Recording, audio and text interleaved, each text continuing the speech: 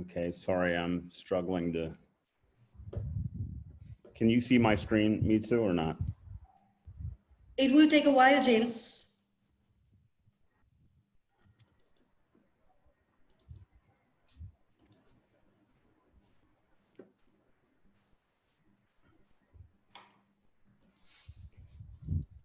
Yes, we can see your screen now, James. Okay. Okay. It's my honor and pleasure to talk to everyone, and thank you for taking part of your morning to be with us. I just wanted to share for just a few minutes some tips, what we found out in Fine Hygienic Holding about not just surviving. I mean, when the COVID-19 crisis came, I think many people were saying it, you know, just try to survive. We embraced a different view. We felt, how can we thrive? Not only survive, but thrive. And this is about how to, as a leader, you can create an environment in this remote workplace world that's been challenging for everybody, and how you can actually thrive. Now, to get started, I'm sure all of us, I get lots of emails every day from people saying, we want to come and show you how to survive in a pandemic world. And, you know, I frankly don't know if all these folks have really the experience to be talking about that. So I think I first of all should establish, you know, how is our company doing in this crisis? Because the only way I can be credible to all of you is to say this is how we're doing so far through this crisis. So I just wanted to share some simple facts about the Fine Hygienic Holding business. For us, you know, we launched masks in January of this year. The crisis hit us pretty full blown by March. So, you know, Q1, we were already on lockdown. We were already worked from home. You know, it impacted us. We had in Q1 2020 the all-time record in the history of the company, a 63-year-old company originating in Jordan, market leader in consumer tissue. January, February, March was an all-time record in the history of the company. We're now through 2 months of Q2. Q2 is going to blow away Q1, so we will have back-to-back all-time records in the history of the company in terms of profitability. And third, you know, we are heavily engaged with our team. Our team is doing an outstanding job in delivering. I'm very proud of my organization. The morale is really good. And people are excited about the future and what the future has to hold. And of course, we're all anxious as the restrictions ease and as we go back to some level of a new normal. But people are excited about the future of the business and the future of the company. And we think that this comes back to how we've handled this crisis. And so let me jump into that. We've identified 4 key principles that we didn't start with, but they evolved over time. It's not like we had pre-planned this perfectly, but it was a gradual learning experience as we went to the lockdowns and the work from homes and the whole remote workplace environment. And so let me run through these 4 principles. Principle number 1 is there's an old saying, when a leader sneezes, the whole organization catches a cold. What this really means is that people cue completely off of their leader, and they take a cue. If a leader panics, they panic. If a leader's calm, they're calm. And so all of us as leaders on this call, we have to understand that people are watching us, and people are taking a cue, you know, off of us. And so what we've tried to do is we've stayed calm. We had many crises on the business. We had borders closed. We ran out of product. We had, you know, people couldn't move. There was sudden lockdowns announced in many different countries where we suddenly couldn't deliver to customers, or we couldn't get people to the factories, and we had to get people sleeping on the floor in the factory and ordering in food. And, you know, every day was a drama. But we stayed calm. You know, we were collected, we were dignified, we stayed graceful. And there was a lot of times, I mean, let's be honest, there was a lot of times I was sweating and worrying and I didn't sleep very well, but I never let my people see me sweat. And it's just like I do with my own children. Sometimes when, you know, we're all scared, I need to project strength, and I need to project a sense of, you know, Dad's got this under control.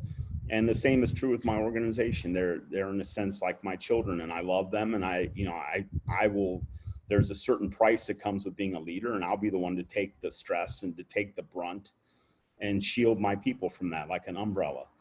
And how we behave will set the entire tone. If we stay calm, people remain calm, and then it becomes clear thinking and you can get through it. And I had many phone calls of people screaming, we're not going to be able to run the plant, the things are shut down, they're yelling and they're panicking and terrified that they're going to miss targets and be fired and everything else. I say, okay, let's just calm down, we'll figure this out. Okay, we put a man on the moon.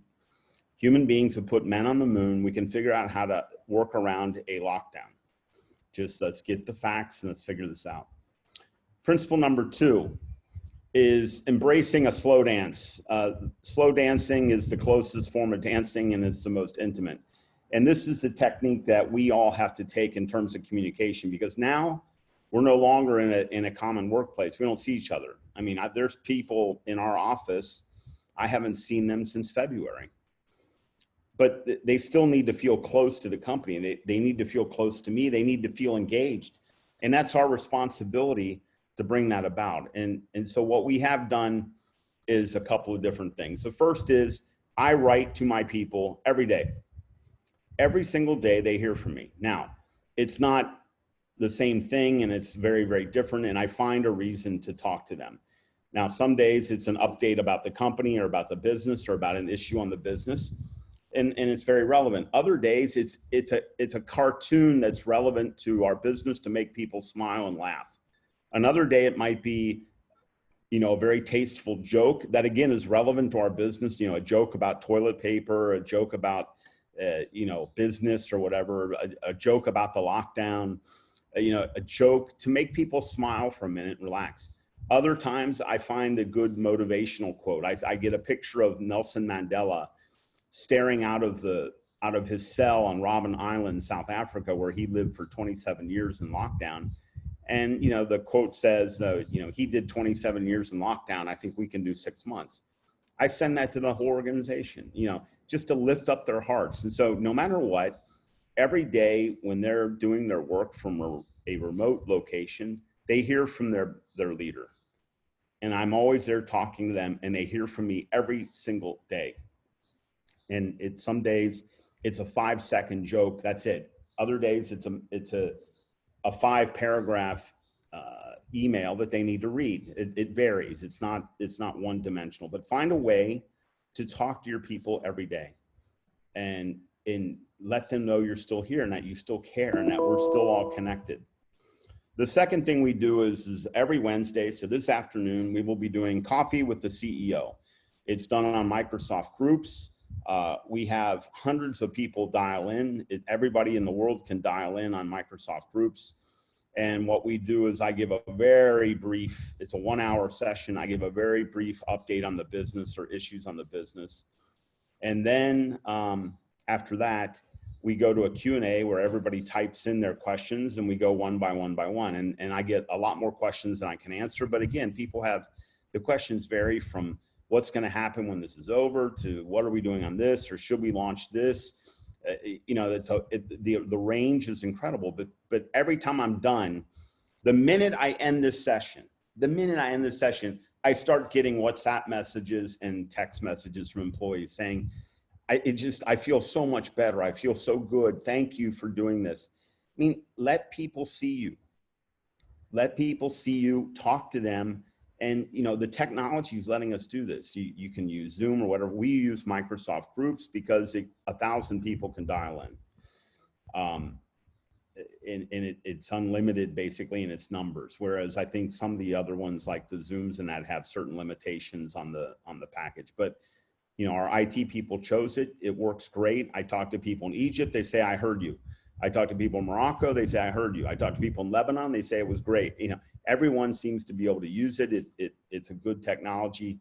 So use the technology to talk to your people and speak to them, even if it's virtually. The third principle is when in doubt on anything on the business, err on the side of kindness. There's a lot of stress and tension out there.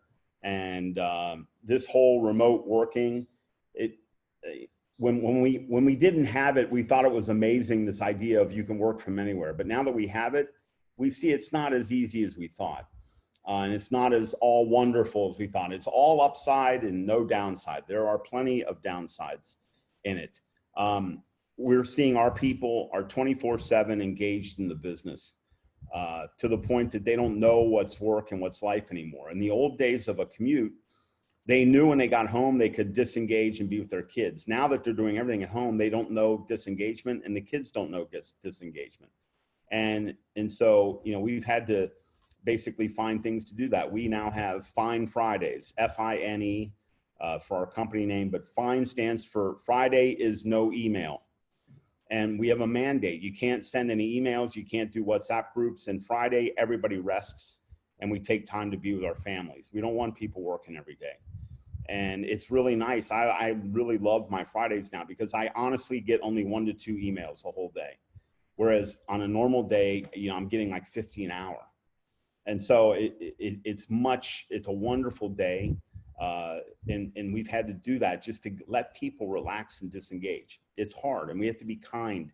I can't be unkind and say to people, look, this is our business. We're in consumer business. It's 24/7. That's just the way it is. If you can't hack it, leave. This is a time to be kind. On top of that, the whole stress of the virus. Now, we all take the stress in different ways, but I've got many of my people, like I'm sure all of you do, that are living with their elderly parents. They're scared. And it's understandable. Their parents are in a high-risk category. They have high blood pressure. They have heart disease. They're 70 years old or 80 years old. And, you read everything about COVID-19. You say, well, it really affects senior citizens, and they're at high risk. There's a reason in Dubai that we're not letting 60-year-old and over go into malls. We're trying to protect them. So we have to understand that and be gentle. When people start to worry about their parents passing away, they can lose sometimes the ability to just stay calm and stay cool, and they can have elements of non-rational thinking. We as leaders have to be understanding and calm them down, and not be so tough on everything. Be kind. And the third is, we're all seeing this, is mental health is a key risk. Again, I can take one approach, which is I can say to my people, look, toughen up. Just get tough, for Christ's sake. This isn't the end of the world. You can figure this out. But we've chosen to be kind.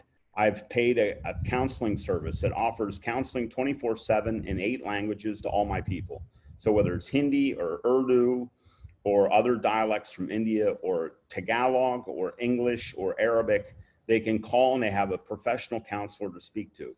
We've offered that to our entire organization and their children and their spouses and their parents. Why? Because I'm worried and they need someone to talk to. Some people are very isolated. I have people working for me now I've talked to, because they're living with their parents and they don't want their parents getting sick, they don't go out because they don't want to catch anything and bring it home, and they don't let their parents out. So they've been in a house for 2.5 months straight, and they just send someone out for groceries. This is creating mental health issues, and we all recognize this. It's in the press everywhere. But let's be kind and let's help people, not just giving them a speech about being tough, but let's find ways to help them, find ways to give them an outlet. I'm teaching virtual fitness classes to my organization, and we log in on Microsoft Groups, and I teach fitness every week. Why? Just so they can see me, we can laugh together, and I'll lead them through an exercise program. Do things that are kind and say, I understand, we're going to make it through this, and I'm looking for ways to help you. I'm not looking for ways to berate you for the way you're handling this crisis. And the final principle is keep your focus and the people's focus on a PC world. PC means post-corona, because the reality is we're going to exit this crisis. Now, the new normal will not be the old normal, but we're going to get through this, and it's going to end. There will be a vaccine at some point. There will be things happening. It will fade, and we're going to get through it. And don't underestimate the power of hope on people's mind state.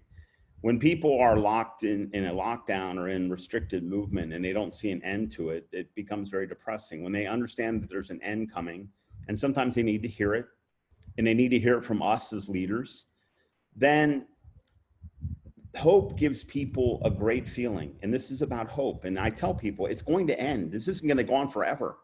Even the Spanish flu of the early 20th century was a 1.5-year thing and done. It didn't go for a decade. It went, and they didn't even have, you know, very good medications at that point in time to help address issues.